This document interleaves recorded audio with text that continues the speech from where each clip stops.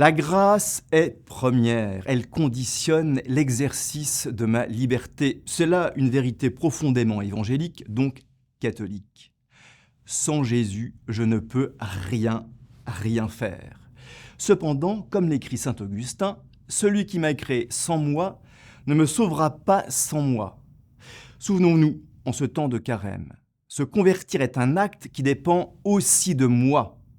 Une théologie équilibrée de la grâce doit nous convaincre que notre conversion est aussi la nôtre, comme d'abord, c'est vrai, elle est l'œuvre de Dieu.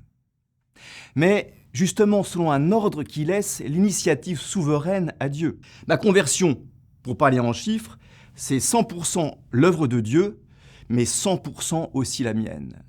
Mais mon œuvre à moi, elle est portée, soutenue, vivifiée, traversée de part en part par l'action de Dieu. Le danger, c'est qu'à force de magnifier la cause première pour glorifier Dieu, on en finit par vider de sa substance la cause seconde, c'est-à-dire l'homme. Mais la gloire de Dieu, c'est l'homme debout, doté d'une réelle autonomie spirituelle. Dieu me donne d'agir vraiment sous son influence continuelle. C'est la fameuse histoire de la paroisse en déliquescence, qui illustre parfaitement ce point important. Un prêtre avait été muté dans une paroisse en difficulté. 1 an plus tard, son évêque visite la paroisse. Il constate avec grand plaisir qu'elle est transformée.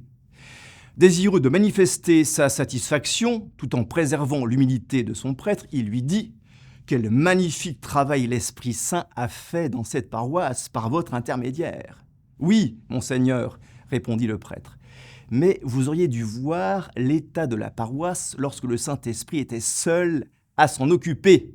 Et oui, la sainteté est aussi affaire de volonté. » Mère Teresa d'ailleurs disait volontiers que nous sous-estimons la force du « je veux » dans notre vie spirituelle. La sainteté suppose de ma part la volonté ferme, implacable de renoncer au péché et de me donner à Dieu réellement. Alors, retronçons-nous nos manches et allons-y.